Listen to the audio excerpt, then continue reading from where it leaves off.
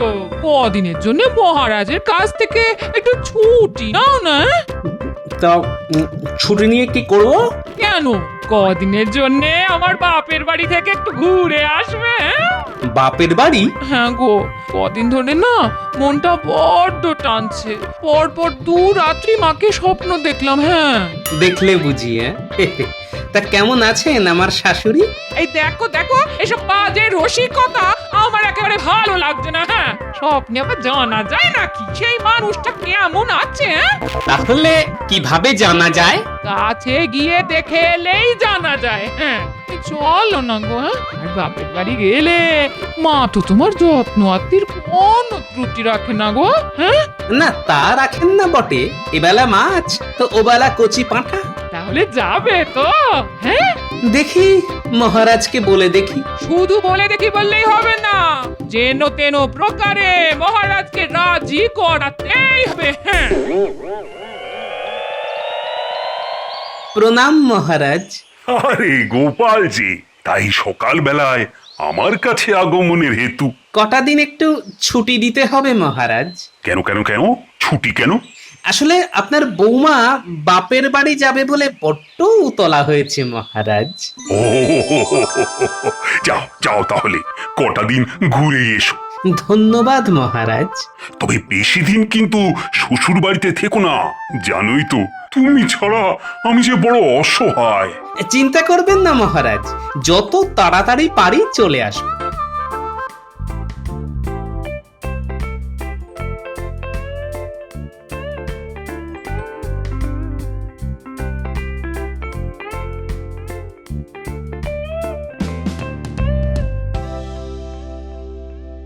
কি ব্যাপার মহারাজ, গোপাল এই সাত সকালে? শ্বশুর বাড়ি যাবে বলে ও কটা দিন ছুটি নিতে এসেছে। ওহ, আমার হয়েছে যত জ্বালা। ওই আগের মন্ত্রী এখনো সুস্থ হয়ে উঠতে পারলো না, এদিকে আবার গোপালের শ্বশুর বাড়ি যাত্রা। বাবা, চাপে চাপে আমি একেবারে চাপ সন্দেশ হয়ে যাচ্ছি। এই শরীর মনকে সবসময় হালকা ফুরফুরে রাখবেন। হ্যাঁ, এত চাপ নেবেন না। হ্যাঁ, সব সময় মনে রাখবেন, যতদিন আপনার এই নতুন মন্ত্রী ভগবান আপনার সাথে আছে, ততদিন ওই ভূতেও আপনার কিচ্ছুটি করতে পারবে না। তাহলেই ভালো, তোমার উপর ভরসা করেছি বলেই তো পুরনো মন্ত্রীর অবর্তমানে তোমাকে নতুন মন্ত্রী করেছি। ধন্যবাদ মহারাজ। গোপালের ছুটি নিয়ে শ্বশুর বাড়ি চলে গেলে আমার তো পোয়া বারো। কদিন বেশ 2 হাতে কামিয়ে নেওয়া যাবে।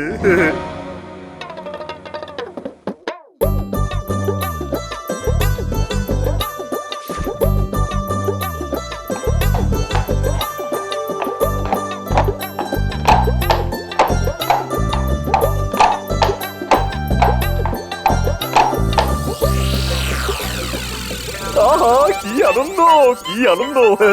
এই শ্বশুর বাড়ি গেল গোপাল, মহারাজকে করবো এবার নাকাল। এবার আমি সুযোগ বুঝে মিথ্যে হিসেব দেব আর ট্যাঙ্ক ভরিয়ে নেব। বলি কি ব্যাপার গো, সাত সকালে এত আনন্দ কিসের? ইনি গো, গোপাল শ্বশুর বাড়ি গেছে, তার মানে তো ময়দান ফাঁকা। আর আমি একমাত্র খেলোয়াড়। মহারাজের মাথায় হাত বুলিয়ে দেখো না কিভাবে 2 হাতে কামিয়ে নি। তাহলে তাহলে আমার একটা বিছে হার হবে তো? বিছে হার? না না, ওসব বিছে হার আমি তোমায় দেবো না। কেন? বিছে হার খুব খারাপ, যদি টুকুস করে তোমার এই নরম গলায় কামড়ে দেয়। তার চাইতে আমি তোমায় বড় দেখে একটা নেকলেস দেব। ওরে বাবা, ওরে বাবা, তুমি না যেমন দুষ্টু তেমনি ভালো।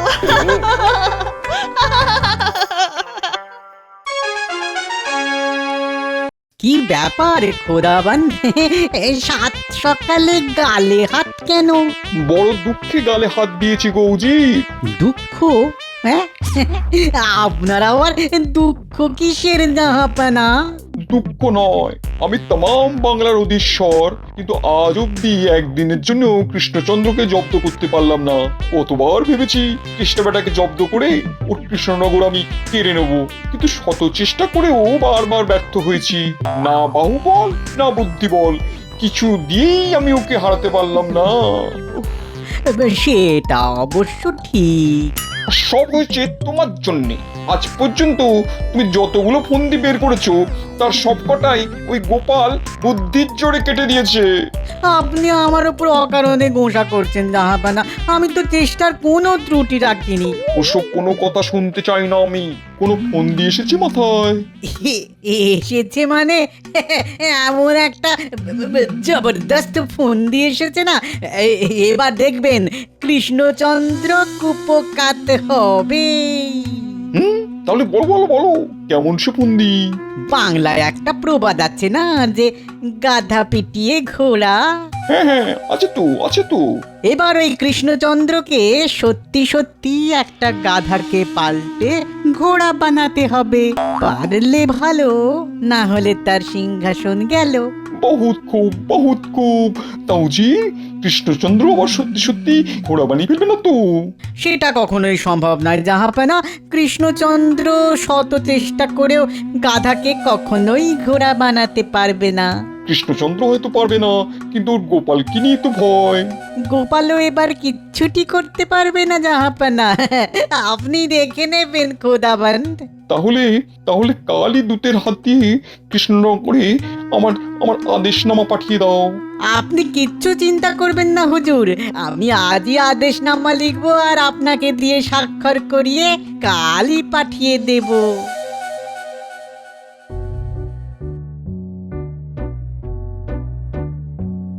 মহারাজকে এমন বিমর্ষ দেখি কেন? আসলে দুদিন গোপাল তো রাজসভায় আসেনি, তাই সবকিছু যেন কেমন খাঁ খাঁ করছে। কি খবর দূত?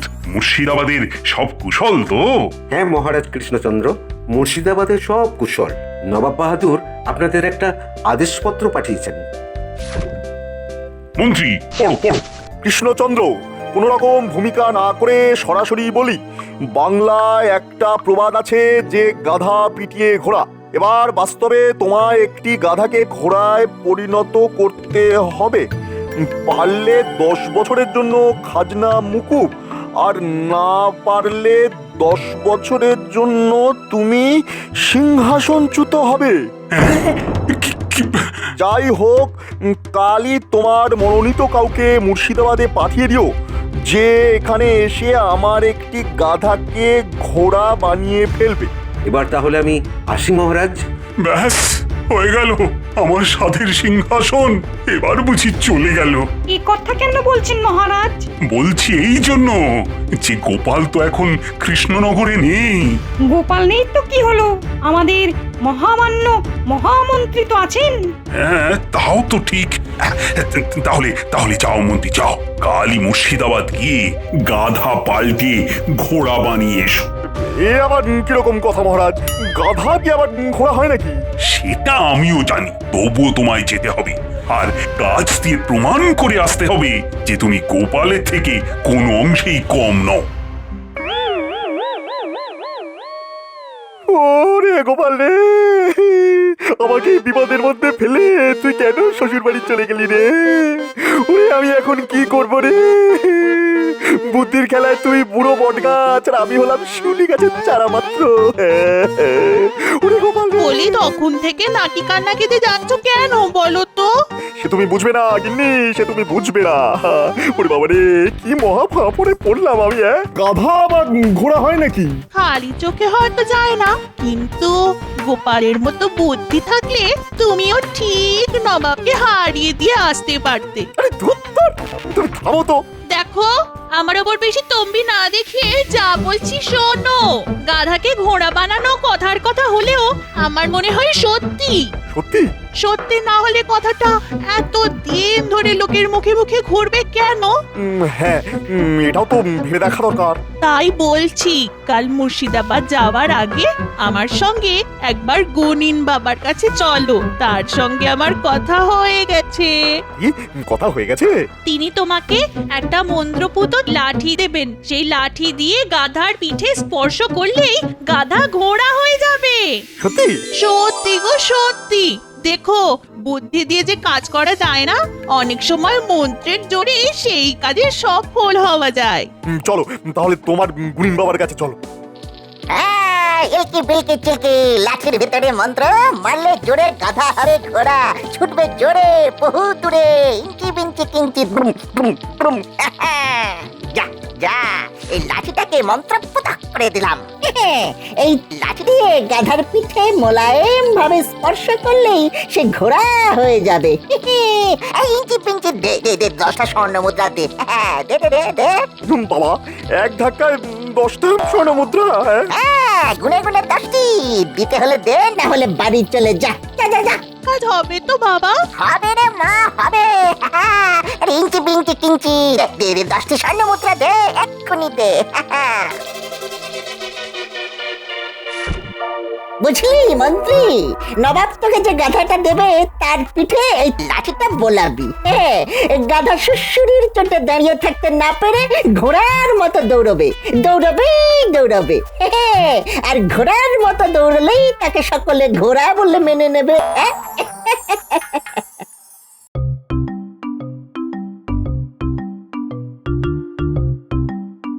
জাহাপানা জাহাপানা জাহাপানা, কৃষ্ণচন্দ্র তার মন্ত্রীকে পাঠিয়েছে।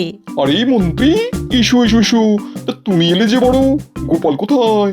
আপনার কি ধারণা গোপালই সব কাজ পারবে? আমি পারবো না? এই তো কৃষ্ণচন্দ্রের মন্ত্রীর মতন কথা। তাহলে মাঠে চলো। মাঠেই বুঝি গাধা রাখা আছে? হ্যাঁ, চলো চলো চলো চলো, তাহলে মাঠে চলো। ওই যে গাধা, দেখি কেমন ঘোড়া বানাতে পারো।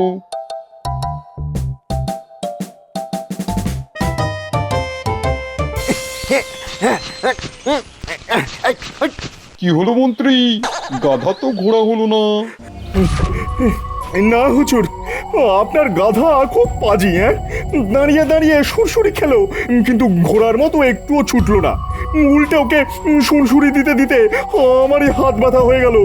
ওরে বাবা! ভালোই হলো, উজির মন্ত্রীকে কারাগারে নিয়ে যাও। কেন মহারাজ? ঘোড়া তো বানাতেই পারলে না, উল্টে আমার গাধাকে সুরসুরি দেওয়ার জন্য তোমার কারাবাস হলো।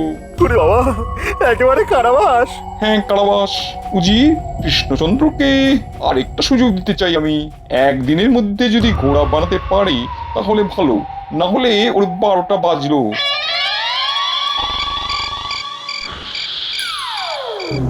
নামো নামো, সিংহাসন থেকে নামো এখনই। না না, আমি নামবো না।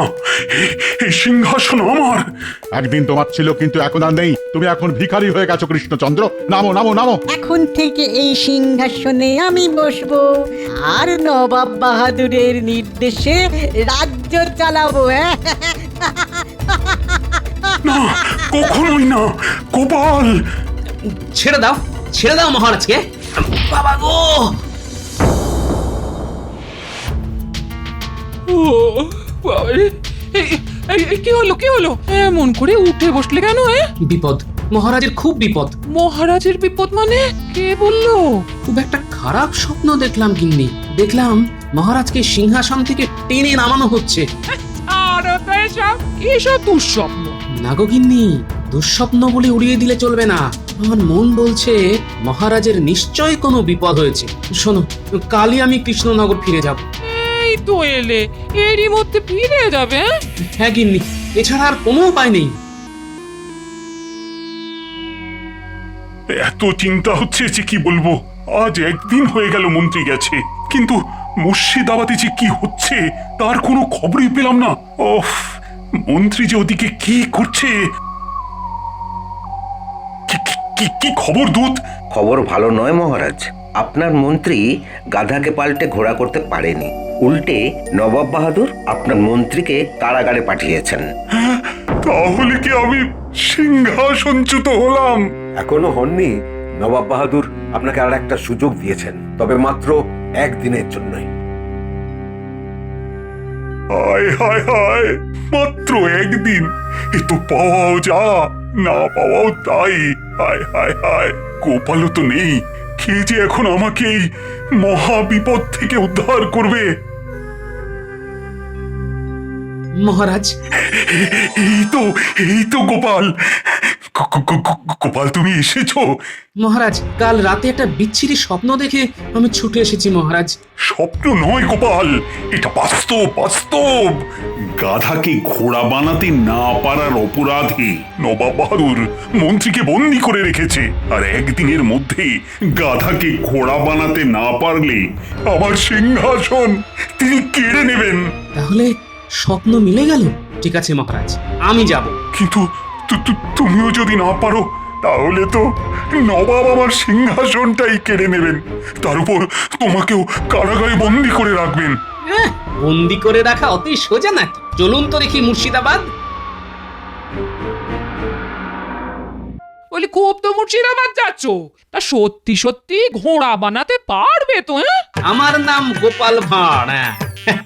আমার অভিধানে না পারার কিছু নেই গিন্নি, শুধু নবাবের আসল গাধাটিকে আমায় খুঁজে বের করতে হবে। আসল গাধা মানে? এই কি বলতে চাও বলো তো? গিন্নি, গাধা কি শুধু 4 পায়েরই হয়, 2 পায়ের হয় না? এই তোমার হেয়ালের মাথা মুন্ডু আমি তো কিছুই বুঝতে পারছি না।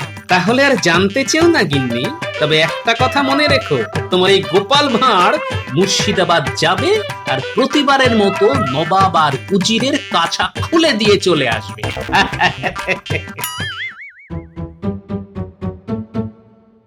উজির, কৃষ্ণচন্দ্র মনে হয় রণে ভঙ্গ দিয়েছে। দেবেই তো জাহাপানা, এবার এমন একটা ফন্দি বের করেছি না যে ওই জাল কেটে বেরোনো কৃষ্ণচন্দ্রের পক্ষে একেবারে অসম্ভব। এখন শুধু আদেশ করুন, কৃষ্ণনগরে গিয়ে একেবারে ঘর ধরে টেনে ওই কৃষ্ণচন্দ্রকে সিংহাসন থেকে নামাই। আর এখন আমি ওখানকার রাজা হয়ে বসবো। কিন্তু একটা খটকা কেমন মনের ভেতরে খচখচ করছে। কিসের খটকা খোদাবান? এত কাণ্ড ঘটে গেল, অথচ গোপাল একবারের জন্য তো এলো না। আসলে গোপালকে হারাতে না পারলে এই খেলার মজাটাই তো জমলো না। আসলে ব্যাপারটা কি হয়েছে জানেন তো, এবারে এমন একটা শক্ত ফন্দি এঁটেছি যে গোপাল ভালো করেই বুঝতে পেরেছে এবার আর ওর পরিত্রাণের কোনো উপায় নেই। তাই ইচ্ছে করে নিজে না এসে অতি কাঁচা খেলোয়াড় মন্ত্রীকে পাঠিয়ে নিজে কেটে পড়েছে। না উজির সাহেব, গোপাল কোনো অবস্থাতেই কেটে যাবার পাত্র নয়। তাহলে আগে আসুনি কেন? কি করে আসবো জাহাপনা? আমি তো শ্বশুর বাড়িতে বসে শাশুড়ি ঠাকুরুনের আদর খাচ্ছিলাম। আদর খাচ্ছিলে? ভালো ভালো ভালো ভালো, খুব ভালো। কিন্তু আমার মনে হচ্ছে এবার তোমাকে কারাগারের ভাত খেতে হবে। আরে দাঁড়ান দাঁড়ান উজির সাহেব, আমাকে কারাগারের ভাত খাওয়াবার জন্য এত তাড়াহুড়ো না করলেও চলবে। বরং তার আগে একটু জলপানের ব্যবস্থা করুন তো দেখি। রোদের মধ্যে এতটা পথ আসতে গলাটা বড্ড শুকিয়ে গেছে। কিন্তু গাধা পিটিয়ে ঘোড়া হবে হবে, সব হবে। তার আগে মিষ্টি আর শরবত দিয়ে গলাটা একটু ভিজিয়ে নিতে দিন দেখি। এই কে আছিস? কৃষ্ণচন্দ্র আর গোপালের জন্য শরবত মিষ্টি নিয়ে আয়। জল শরবত আর মিষ্টি তো খাওয়া হলো গোপাল, এবার তাহলে আবার গাধাটিকে নিয়ে আসতে বলি। অবশ্যই, আর সেই সাথে একটা লাঠিও নিয়ে আসতে বলবেন। এই কে আছিস? লাঠি আর গাধাকে নিয়ে আয়।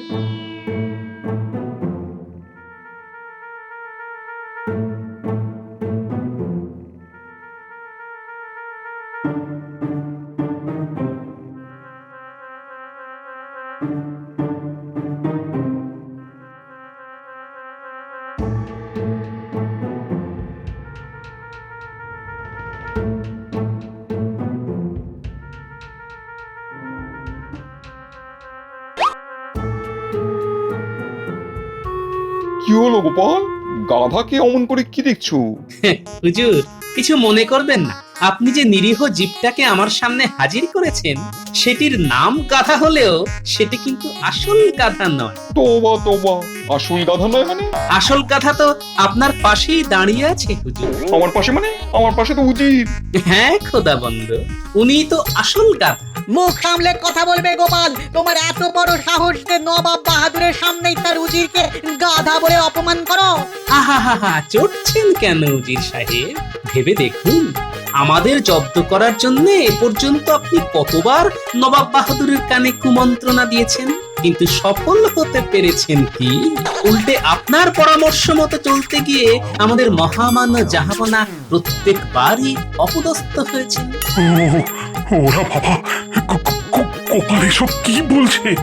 তাহলে এবার ঠান্ডা মাথায় ভেবে বলুন তো, আসল গাধাটিকে আপনি না ওই সামনে দাঁড়ানো নিরীহ জীব? ঠিক ঠিক, একেবারে ঠিক কথা বলেছো। গোপাল বেটা উজির আজ অব্দি একটাও ভালো বুদ্ধি দিতে পারি না আমাকে। বারবার ওর কথায় চলেছে আর বারবারই ভরাডুবি হয়েছে। বেটা বেটা আস্ত একটা গাধা কথাকার। তাহলে আপনার এই দুপে গাধাটিকে আমার হাতে ছেড়ে দিন জাহাপনা, দেখবেন ঠেঙিয়ে পিটিয়ে ওকে ঠিক ঘোড়ার মতো বুদ্ধিমান করে দেব আমি। জাহাপনা, জাহাপনা, গোপাল যে আমাকে ঠ্যাঙাবে বলছে। এতে আমার কিছু করার নেই। ও ভাই গোপাল, দয়া করে আমাকে ঠেঙিও না। এই নাক মলছি, এই কান মলছি, জীবনে আর কখনো তোমাদের জব্দ করার কথা ভাববো না। তাহলে আমাদের মন্ত্রী মশাইকে এনে দিন। হ্যাঁ হ্যাঁ, এনে দিচ্ছি, এনে দিচ্ছি। এই এই এই কে আছিস, কে আছিস? কারাগার থেকে মন্ত্রীকে এনে দে।